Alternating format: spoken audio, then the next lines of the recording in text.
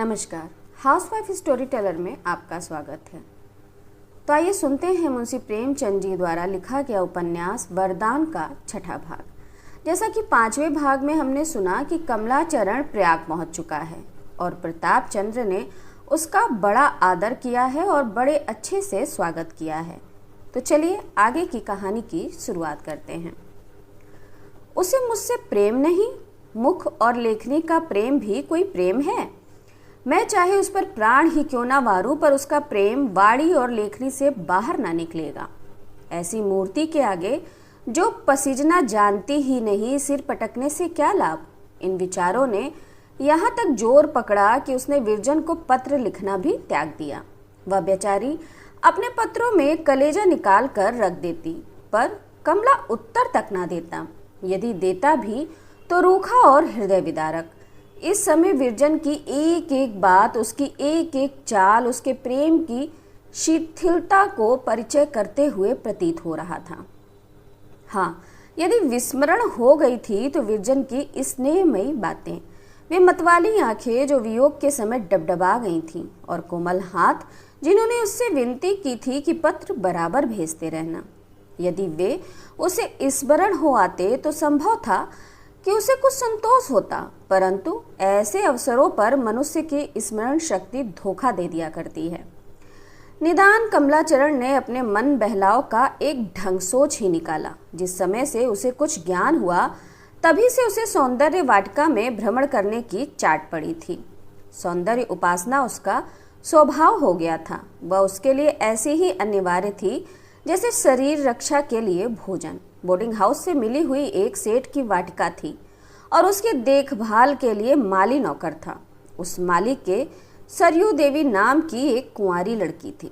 यद्यपि वह परम सुंदरी ना थी, तथापि कमला सौंदर्य का इतना इच्छुक ना था जितना किसी विनोद की सामग्री का। कोई भी स्त्री जिसके शरीर पर यौवन की झलक हो उसका मन बहलाने के लिए समुचित थी। कमला इस लड़की पर डोरे डालने लगा। संध्या समय निरंतर वाटिका की पटरियों पर टहलता हुआ दिखाई देता और लड़के तो मैदान में कसरत करते, पर कमलाचरण वाटिका में आकर ताक झांक किया करता। धीरे धीरे सरयू देवी से परिचय हो गया। वह उससे गजरे मोल लेता और 100 गुना मूल्य देता। माली को त्योहार के समय सबसे अधिक त्योहारी कमलाचरण ही से मिलती।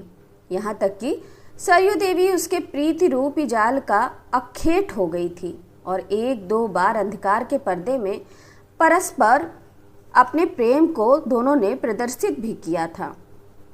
एक दिन संध्या का समय था। सब विद्यार्थी सैर को गए हुए थे। कमला अकेला वाटिका में टहलता था और रह रहकर माली के झोपड़ों की ओर ताकता था। अचानक झोपड़े में से सरयू देवी ने उसे संकेत द्वारा बुलाया। कमला बड़ी शीघ्रता से भीतर घुस गया। आज सरयू देवी ने मलमल की साड़ी पहनी थी जो कमला बाबू का उपहार थी। सिर में सुगंधित तेल डाला था जो कमला बाबू बनारस से लाए थे, और एक छीट का सलूका पहने हुई थी जो बाबू साहब ने उसके लिए बनवा दिया था। आज वह अपनी दृष्टि में परम सुंदरी प्रतीत होती थी। नहीं तो कमला जैसा धनी मनुष्य उस पर क्यों प्राण देता। कमला खटोले पर बैठा हुआ सरयू देवी के हाव भाव को मतवाली दृष्टि से देख रहा था। उसे उस समय सरयू देवी व्रज रानी से किसी प्रकार कम सुंदरी नहीं दिख पड़ती थी। वर्ण में तनिक सा अंतर था, पर यह ऐसा कोई बड़ा अंतर नहीं। उसे सरयू देवी का प्रेम सच्चा और उत्साहपूर्ण जान पड़ता था, क्योंकि वह जब कभी बनारस जाने की चर्चा करता तो सरयू देवी फूट फूट कर रोने लगती और कहती कि मुझे भी लेते चलना, मैं तुम्हारा संग ना छोड़ूंगी। कहाँ यह प्रेम की तीव्रता व उत्साह का बाहुल्य, और कहाँ विरजन की उदासीन सेवा और निर्दयतापूर्ण अभ्यर्थना। कमला अभी भली भांति आंखों को सेकने भी ना पाया था कि अकस्मात माली ने आकर द्वार खटखटाया। अब काटो तो शरीर में रुधिर नहीं, चेहरे का रंग उड़ गया। सरयू देवी से गिड़गिड़ा कर बोला, मैं कहाँ जाऊं। सरयू देवी का ज्ञान आप ही शून्य हो गया था। घबराहट में मुख से शब्द तक ना निकला। इतने में माली ने फिर किवाड़ खटखटाया। बेचारी सरयू देवी विवश थी। उसने डरते डरते किवाड़ खोल दिया। कमलाचरण एक कोने में श्वास रोक कर खड़ा हो गया। जिस प्रकार बलिदान का बकरा कटार के तले तड़पता है, उसी प्रकार कोने में खड़े हुए कमला का कलेजा धड़क रहा था। वह अपने जीवन से निराश था और ईश्वर को सच्चे हृदय से स्मरण कर रहा था और कह रहा था कि इस बार आपत्ति से मुझे मुक्त करा दो, तो फिर मैं कभी ऐसा काम नहीं करूंगा। इतने में माली की दृष्टि उस पर पड़ी। पहले तो घबराया, फिर निकट आकर बोला, यह कौन खड़ा है? ये कौन है? इतना सुनना था कि कमलाचरण झपट कर बाहर निकला और फाटक की ओर जी छोड़कर भागा। माली एक डंडा हाथ में लिए लेना लेना भागने ना पाए कहता हुआ पीछे पीछे दौड़ा। यह वह कमला है जो माली को पुरस्कार व पारितोषिक दिया करता था, जिससे माली सरकार और हुजूर कहकर बातें करता था। वही कमला आज उसी माली के सम्मुख इस प्रकार जान लेकर भागा जाता है।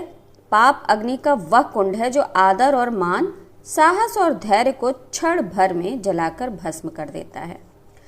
कमलाचरण वृक्षों और लताओं की ओट में दौड़ता हुआ फाटक से बाहर निकला। सड़क पर तांगा जा रहा था, जो बैठा और हाँफते हाँफते अशक्त होकर गाड़ी के पटरे पर गिर पड़ा। यद्यपि माली ने फाटक का तक पीछा भी किया, तथापि कमला प्रत्येक आने जाने वाले पर चौक चौक कर दृष्टि डालता था, मानो सारा संसार शत्रु हो गया हो। दुर्भाग्य ने एक और गुल खिलाया। स्टेशन पर पहुंचते ही घबराहट का मारा गाड़ी में जाकर बैठ गया, परंतु उसे टिकट लेने की सुध ही ना रही और ना उसे यह खबर थी कि मैं किधर जा रहा हूँ। वह इस समय इस नगर से भागना चाहता था, चाहे कहीं। कुछ दूर चला था कि अंग्रेज अफसर लालटेन लिए आता दिखाई दिया। उसके संग एक सिपाही भी था। वह यात्रियों का टिकट देखता चला आता था, परंतु कमला ने जाना कि कोई पुलिस अफसर है। भय के मारे हाथ पांव सनसनाने लगे, कलेजा धड़कने लगा।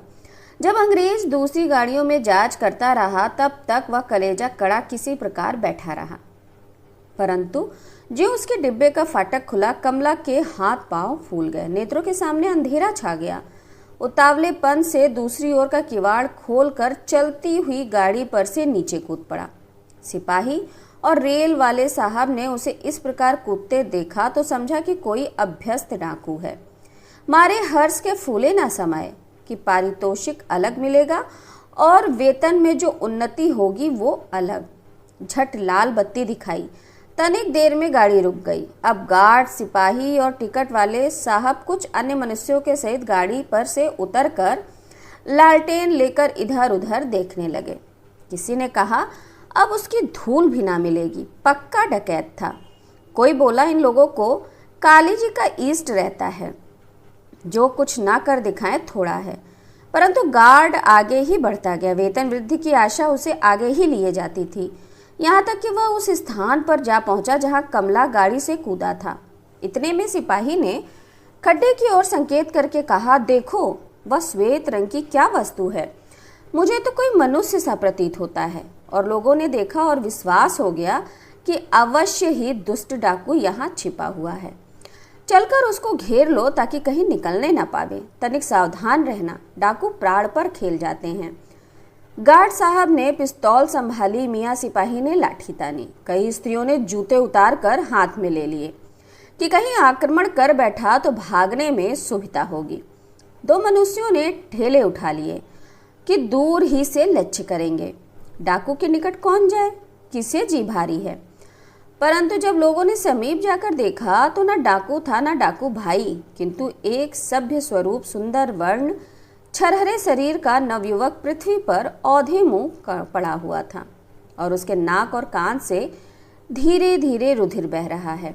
कमला ने इधर सांस तोड़ी और विरजन एक भयानक स्वप्न देखकर चौंक पड़ी। सरयू देवी ने विरजन का सुहाग लूट लिया। सौभाग्यवती स्त्री के लिए उसके पति का संसार ही सबसे प्यारी वस्तु होती है। उसका पति ही संसार की सबसे बेशकीमती वस्तु होती है। वह उसी के लिए जीती है और मरती है। उसका हंसना बोलना उसी के प्रसन्न करने के लिए और उसका बनाव श्रृंगार उसी को लुभाने के लिए होता है। उसका सुहाग जीवन है और सुहाग का उठ जाना उसके जीवन का अंत है।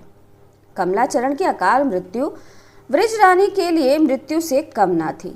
उसके जीवन की आशाएं और उमंगें सब मिट्टी में मिल गईं। क्या क्या अभिलाषाएं थीं और क्या हो गया।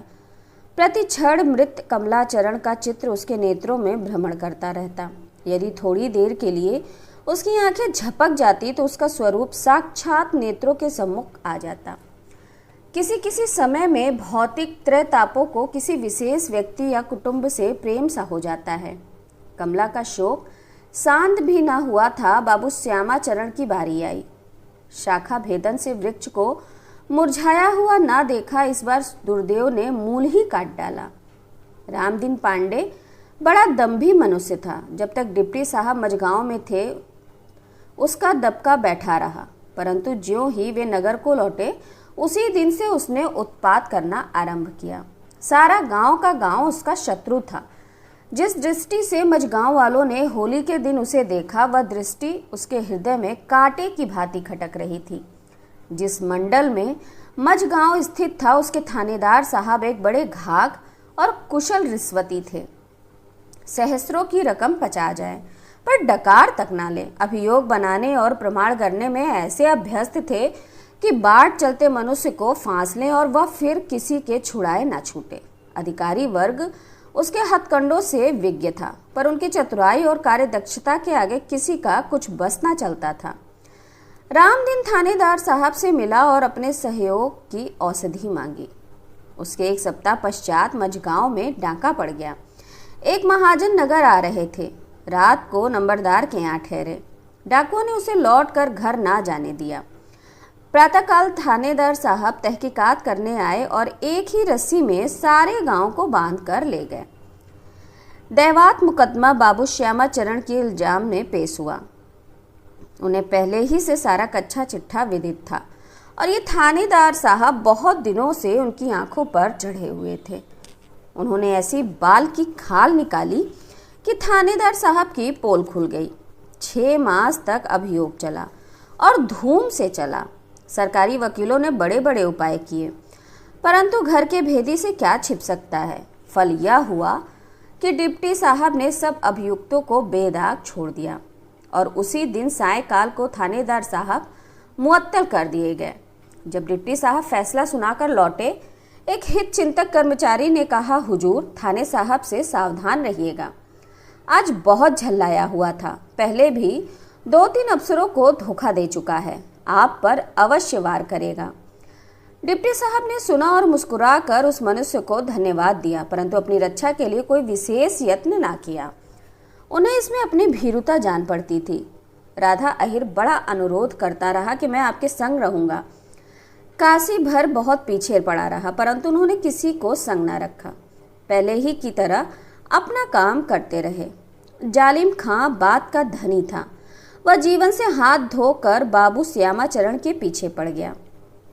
एक दिन वे सैर करके शिवपुर से कुछ रात गए लौट रहे थे। पागल खाने के निकट कुछ फिटिन का घोड़ा बितका। गाड़ी रुक गई और पल भर में जालिम खां ने एक वृक्ष की आड़ से पिस्तौल चलाई। पड़ाके के शब्द के अंदर में श्यामाचरण के वक्षस्थल से गोली पार हो गई। पागल खाने के सिपाही दौड़े। जालिम खां पकड़ लिया गया। साइस ने उसे भागने ना दिया। इस दुर्घटना ने कुटुंब का सत्यानाश कर दिया। प्रेमवती यद्यपि बड़ी सुशीला और हंसमुख स्त्री थी, तथापि इन दुर्घटनाओं ने उसके स्वभाव और व्यवहार में अकस्मात बड़ा भारी परिवर्तन कर दिया। बात बात पर विरजन से चिढ़ जाती और कटुक्तियों से उसे जलाती। उसे यह भ्रम हो गया कि ये सब आपत्तियां इसी बहू की लाई हुई है।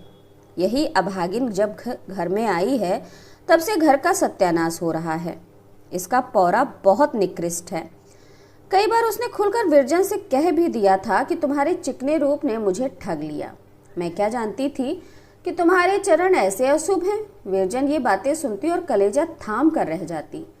जब दिन ही बुरे आ गए तो भली बातें सुनकर क्या होगा, और भली बातें क्यों सुनने में आएंगी। या आठों पहर का ताप उसे दुख के आंसू में भी बहाने ना देता। आंसू तब निकलते हैं जब कोई हितैषी हो और दुख को सुने। ताने और व्यंग की अग्नि से आंसू जल जाते हैं। एक दिन विरजन का चित्त बैठे बैठे घर में ऐसा घबराया कि वह तनिक देर के लिए वाटिका में चली आई। इस वाटिका में कैसे कैसे आनंद के दिन बीते थे। इसका एक एक पौधा मरने वाले के असीम प्रेम का स्मारक था। कभी वे दिन भी थे कि इन फूलों और पत्तियों को देखकर चित्त प्रफुल्लित होता था और सुरभित वायु चित्त को प्रमोदित कर देती थी। यही वह स्थल है जहां अनेक संध्याएं प्रेमालाप में व्यतीत हुई थीं। उस समय पुष्पों की कलियां अपने कोमल अधरों से उसका स्वागत करती थीं, पर शोक आज उनके मस्तक झुके हुए और अधर बंद थे। क्या यह वही स्थान ना था जहां अलबेली मालिन फूलों के हार गूंथती थी? पर भोली मालिन को क्या मालूम था कि इसी स्थान पर उसे अपने नेत्रों से निकले हुए मोतियों को हार में गूंथना पड़ेगा। इन्हीं विचारों में विरजन की दृष्टि उस कुंज की ओर उठ गई जहां से एक बार कमलाचरण मुस्कुराता हुआ निकला था, मानो वो पत्तियों का हिलना और उसके वस्त्रों की झलक देख रही है।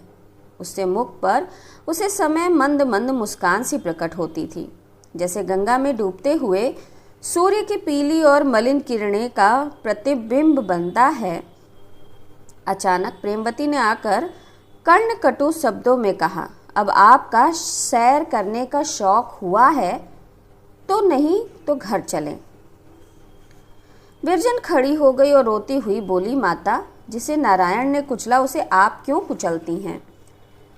निदान प्रेमवती का चित्त वहां से ऐसा उचाट हुआ कि 1 मास के भीतर सब सामान औने पौने बेचकर मझगांव चली गई। ब्रिज रानी को संग न लिया। उसका मुख देखने से उसे घृणा हो गई थी। विरजन इस विस्तृत भवन में अकेली रह गई। माधवी के अतिरिक्त अब उसका कोई हितैषी न रहा।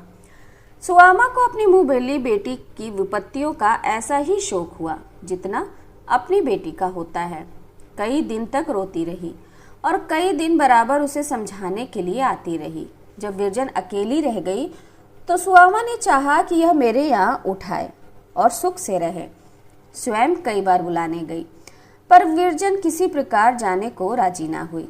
वह सोचती थी कि ससुर को संसार से सिधारे भी 3 मास भी नहीं हुए, इतनी जल्दी यह घर सूना हो जाएगा तो लोग क्या कहेंगे कि उनके मरते ही सास और बहू लड़मरी।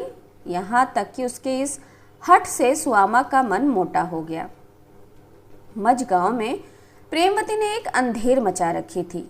असामियों को कटु वचन कहती, कारिंदा के सिर पर जूती पटक दी, पटवारी को कोसा, राधा अहिर की गाय बलाते छीन लाई। यहाँ की गांव वाले घबरा गए। उन्होंने बाबू राधाचरण से शिकायत की। राधाचरण ने यह समाचार सुना तो विश्वास हो गया कि अवश्य इन दुर्घटनाओं ने अम्मा की बुद्धि भ्रष्ट कर दी है।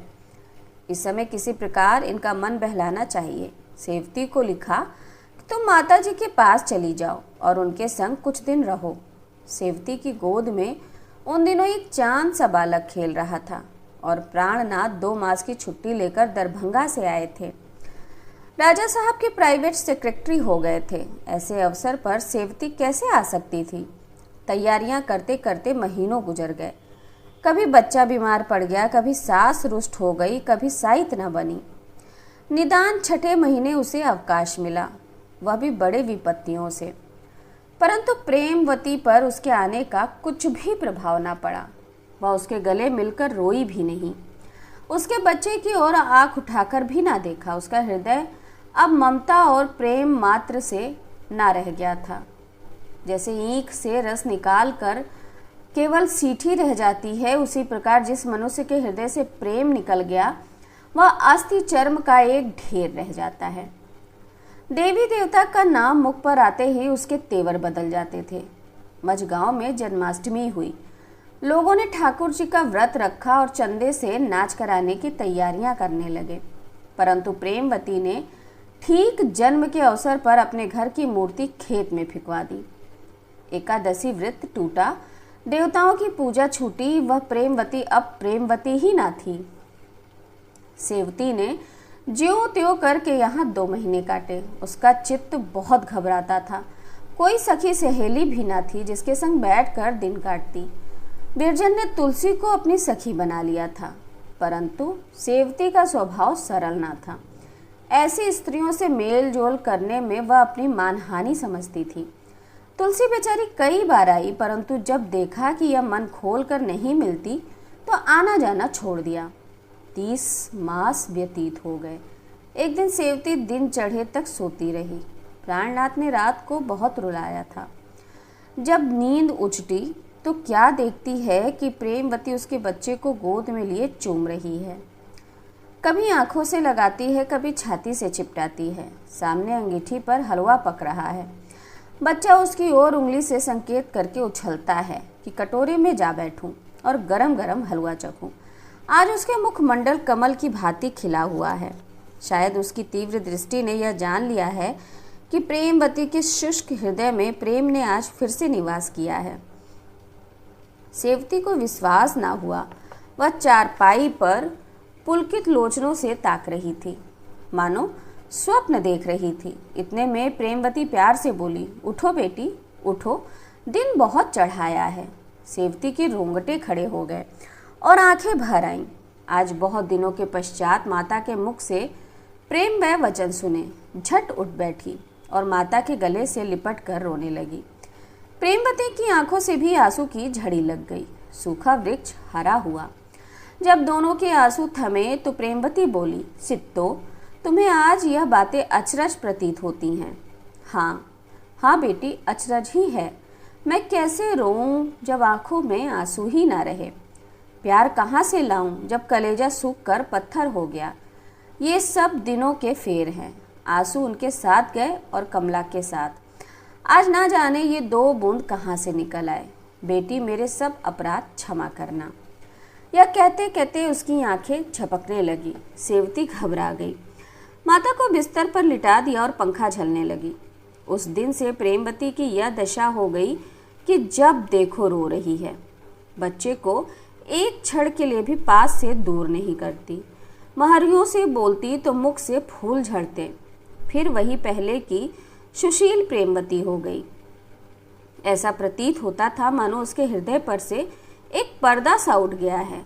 जब कड़ाके का जाड़ा पड़ता है तो प्रायः नदियां बर्फ से ढक जाती हैं।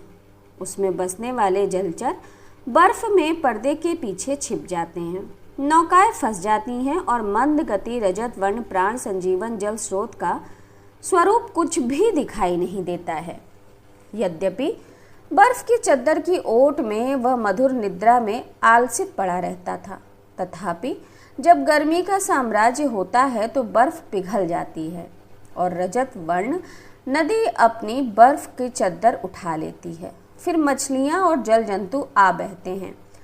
नौकाओं के पाल लहराने लगते हैं और तट पर मनुष्यों और पक्षियों का जमघट हो जाता है। परंतु प्रेमवती की यह दशा बहुत दिनों तक स्थिर न रही। यह चेतनता मानो मृत्यु का संदेश थी। इस चित्त उद्विग्नता ने उसे अब तक जीवन कारावास में रखा था। अन्यथा प्रेमवती जैसी कोमल हृदय स्त्री विपत्तियों के ऐसे झोंके कदापि ना सह सकती थी। सेवती ने चारों ओर तार दिलवा दिए कि आकर माताजी को देख जाओ, पर कहीं से कोई ना आया। प्राणनाथ को छुट्टी ना मिली। विरजन बीमार थी। रहे राधाचरण, वह नैनीताल वायु परिवर्तन करने गए हुए थे। प्रेमवती को पुत्र को देखने की लालसा थी, पर जब उनका पत्र आ गया कि इस समय मैं नहीं आ सकता, तो उसने एक लंबी सांस लेकर आंखें मूंद लीं और ऐसी सोई कि फिर उठना नसीब ना हुआ। मानव हृदय एक रहस्यमय वस्तु है। कभी तो वह लाखों की ओर आंख उठाकर नहीं देखता और कभी कौड़ियों पर फिसल पड़ता है। कभी सैकड़ों निर्दोषों की हत्या पर आह तक नहीं करता और कभी एक बच्चे को देखकर रो देता है। प्रताप चंद्र और कमलाचरण में यद्यपि सहोदर भाइयों का सा प्रेम था, तथापि कमला की आकस्मिक मृत्यु का जो शोक चाहिए वह ना हुआ। सुनकर वह चौंक अवश्य पड़ा था, परंतु थोड़ी देर के लिए उदास भी हुआ। पर शोक जो किसी सच्चे मित्र की मृत्यु से होता है उसे ना हुआ। निसंदेह वह विवाह के पूर्व ही से विरजन को अपनी समझता था, तथापि इस विचार में उसे पूर्ण सफलता कभी प्राप्त ना हुई। समय समय पर उसका विचार इस पवित्र संबंध की सीमा का उल्लंघन कर जाता था। कमलाचरण से उसे स्वतः कोई प्रेम न था। उसका जो कुछ आदर मान और प्रेम वह करता था, कुछ तो इस विचार से कि विरजन सुनकर प्रसन्न होगी, और इस विचार से कि सुशीला की मृत्यु का प्रायश्चित इसी प्रकार हो सकता है। जब विरजन ससुराल चली आई तो अवश्य कुछ दिनों प्रताप ने उसे अपने ध्यान में न आने दिया, परंतु जब से वह उसकी बीमारी का समाचार पाकर बनारस गया था और उसकी भेंट ने विरजन पर संजीवनी बूटी का काम किया था, उसी दिन से प्रताप को विश्वास हो गया था कि विरजन के हृदय में कमला ने वह स्थान नहीं पाया जो मेरे लिए नियत था। कभी कभी जीवन में ऐसी घटनाएं हो जाती हैं जो क्षण मात्र में मनुष्य का रूप पलट देती हैं। कभी कभी माता पिता के एक तिरछी चितवन पुत्र को सुयश के उच्च शिखर पर पहुंचा देती है, और कभी स्त्री के एक शिक्षा पति के ज्ञान चक्षुओं को खोल देती है। गर्वशील पुरुष अपने सगों की दृष्टियों में अपमानित होकर संसार का भार बनना नहीं चाहते। मनुष्य जीवन में ऐसे अवसर ईश्वर दत्त होते हैं। प्रताप चंद्र के जीवन में भी वह शुभ अवसर था जब वह संकीर्ण गलियों में होता हुआ गंगा किनारे आकर बैठा और शोक तथा लज्जा के अश्रु प्रवाहित करने लगा। मनोविकार की प्रेरणाओं ने उसकी अधोगति में कोई कसर न उठा रखी थी, परंतु उसके लिए यह कठोर कृपालु गुरु की ताड़ना प्रमाणित हुई। क्या यह अनुभव सिद्ध नहीं है कि विष भी समयानुसार अमृत का काम करता है? जिस प्रकार वायु का झोंका सुलगती हुई अग्नि को दहका देता है, उसी प्रकार बहुधा हृदय में दबे हुए उत्साह को भड़काने के लिए किसी बाह्य उद्योग की आवश्यकता होती है। अपने दुखों का अनुभव और दूसरों की आपत्ति का दृश्य बहुधा वह वैराग्य उत्पन्न करता है जो सत्संग, अध्ययन और मन की प्रवृत्ति से भी संभव नहीं। यद्यपि प्रताप चंद्र के मन में उत्तम और निस्वार्थ जीवन व्यतीत करने का विचार पूर्व से ही था, तथापि मनोविकार के धक्के ने वह काम एक ही क्षण में पूरा कर दिया, जिसके पूरा होने में वर्ष लगते। साधारण दशाओं में जाति सेवा उसके जीवन का एक गौण कार्य होता, परंतु इस चेतावनी ने सेवा को उसके जीवन का प्रधान उद्देश्य बना दिया। सुआमा की हार्दिक अभिलाषा पूर्ण होने के समान पैदा हो गए। क्या इन घटनाओं के अंतर्गत कोई अज्ञात प्रेरक शक्ति थी? कौन कह सकता है। जब से मुंशी संजीवन लाल तीर्थ यात्रा को निकले और प्रताप चंद्र प्रयाग चला गया, उस समय से सुआमा के जीवन में बड़ा अंतर हो गया था। वह ठेके के कार्य को उन्नत करने लगी। मुंशी संजीवन लाल के समय में भी व्यापार में इतनी उन्नति नहीं हुई थी। सुआमा रात रात भर बैठी ईंट पत्रों से माथा लड़ाया करती और गारे चूने की चिंता में व्याकुल रहती, पाई पाई का हिसाब समझती और कभी कभी स्वयं कुलियों के कार्य की देखभाल करती। इन कार्यों में उसकी ऐसी प्रवृत्ति हुई कि दान और वृत्त से भी वह पहले का सा प्रेम ना रहा। प्रतिदिन आय वृद्धि होने पर भी सुआमा ने व्यय किसी प्रकार का ना बढ़ाया। कौड़ी कौड़ी दांतों से पकड़ती, और यह सब इसलिए कि प्रताप चंद्र धनवान हो जाए और अपने जीवन पर्यंत सा आनंद रहे। सुआमा को अपने होनहार पुत्र पर अभिमान था। उसके जीवन की गति देखकर उसे विश्वास हो गया था कि मन में जो अभिलाषा रखकर मैंने पुत्र मांगा था वह अवश्य पूर्ण होगी। वह कॉलेज के प्रिंसिपल और प्रोफेसरों से प्रताप का समाचार गुप्त रीति से लिया करती थी और उनकी सूचनाओं का अध्ययन उसके लिए एक रोचक कहानी के तुल्य था। ऐसी दशा में प्रयाग से प्रताप चंद्र को लोप हो जाने का तार पहुंचा, मानो उसके हृदय पर वज्र गिरना था। सुआमा एक ठंडी सांस ले मस्तक पर हाथ रख बैठ गई। तीसरे दिन प्रताप चंद्र की पुस्तक, कपड़े और सामग्रियां भी आ पहुंची। यह घाव पर नमक का छिड़काव था। प्रेमवती के मरने का समाचार पाते ही प्राणनाथ पटना से और राधा चरण नैनीताल से चले। उसके जीते जी आते तो भेंट हो जाती, मरने पर आए तो उसके शव को भी देखने का सौभाग्य न हुआ। मृतक संस्कार बड़ी धूमधाम से किया गया। 2 सप्ताह गांव में बड़ी धूमधाम रही। तत्पश्चात मुरादाबाद चले गए और प्राणनाथ ने पटना जाने की तैयारी प्रारंभ कर दी।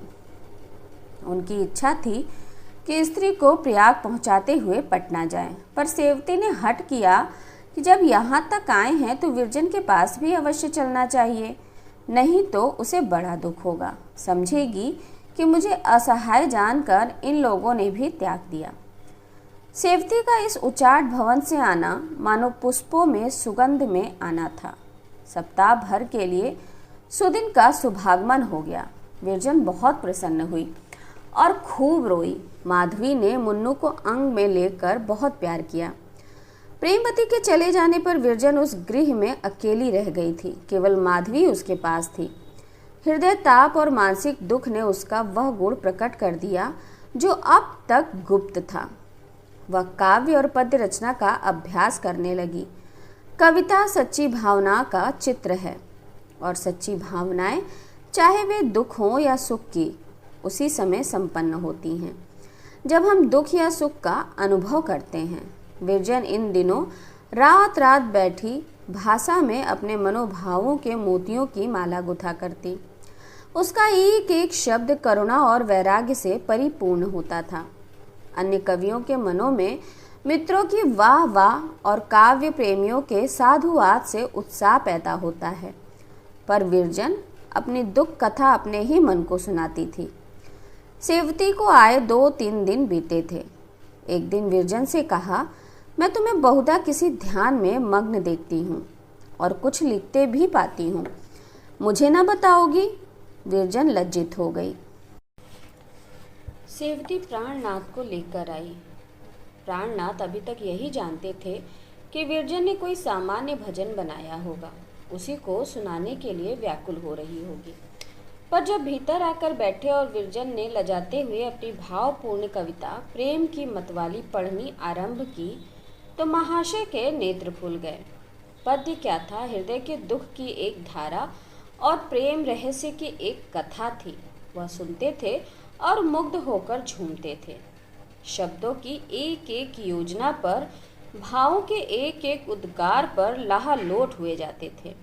उन्होंने बहुतेरे कवियों के काव्य देखे थे, पर यह उच्च विचार या नूतनता या भावोत्कर्ष कहीं दिखाई ना पड़ा था। वह समय चित्रित हो रहा था जब अरुणोदय के पूर्व मलयानी लहलाता हुआ चलता है। कलियां विकसित होती हैं, फूल महकते हैं और आकाश पर हल्की लालिमा छा जाती है। एक एक शब्द में नव विकसित पुष्पों की शोभा और हिमकिरणों की शीतलता विद्यमान थी। उस पर विरजन का सुरीलापन और ध्वनि की मधुरता सोने में सुगंध थी। ये छंद थे जिन पर विरजन ने हृदय को दीपक की भांति जलाया था। प्राणनाथ प्रहसन से उद्देश्य से आए थे, पर जब वे उठे तो वस्तुतः ऐसा प्रतीत होता था मानो छाती से हृदय निकल गया है। एक दिन उन्होंने विरजन से कहा, यदि तुम्हारी कविताएं छपे तो उनको बहुत आदर मिलेगा। विरजन ने सिर नीचा करके कहा, मुझे विश्वास नहीं कि कोई इनको पसंद करेगा। प्राणनाथ ने कहा, ऐसा संभव ही नहीं। यदि हृदयों में कुछ भी रसिकता है तो तुम्हारे काव्य की अवश्य प्रतिष्ठा होगी। यदि ऐसे लोग विद्यमान हैं जो पुष्पों की सुगंध से आनंदित हो जाते हैं, जो पक्षियों की कलरव और चांदनी की मनोहारिणी छटा का आनंद उठा सकते हैं, तो वे तुम्हारी कविता को अवश्य हृदय में स्थान देंगे। विरजन के हृदय में वह गुदगुदी उत्पन्न हुई जो प्रत्येक कवि को अपने काव्य चिंतन की प्रशंसा मिलने पर होती है। कविता के मुद्रित होने के विचार से वह बहुत प्रसन्न हो गई। यद्यपि वह नहीं करती रही, पर वह नहीं हाँ के समान थी। प्रयाग से उन दिनों कमला नाम की अच्छी पत्रिका निकली थी। प्राणनाथ ने प्रेम की मतवाली को वहां भेज दिया। संपादक एक काव्य रसिक महानुभाव थे। कविता पर हार्दिक धन्यवाद दिया और जब यह कविता प्रकाशित हुई तो साहित्य संसार में धूम मच गई। कदाचित ही किसी कवि को प्रथम ही बार ऐसी ख्याति मिलती है। लोग पढ़ते और विस्मय से एक दूसरे का मुंह ताकते थे। काव्य प्रेमियों में कई सप्ताह तक मतवाली बाला के चर्चे रहे। किसी को विश्वास नहीं होता था कि यह एक नवजात कवि की रचना है।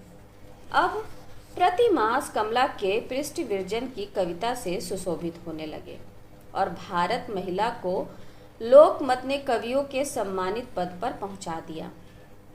भारत महिला का नाम बच्चे बच्चे की जिह्वा पर चढ़ गया। कोई समाचार पत्र या पत्रिका ऐसी ना थी जो भारत महिला की रचनाओं की इच्छुक ना हो। पत्र खोलते ही पाठकों के नेत्र भारत महिला को ढूंढने लगते। हाँ, उसकी दिव्य शक्तियां अब किसी को विस्मय में न डालती। उसने स्वयं कविता का आदर्श उच्च कर दिया था। 3 वर्ष तक किसी को कुछ भी पता न लगा कि भारत महिला कौन है।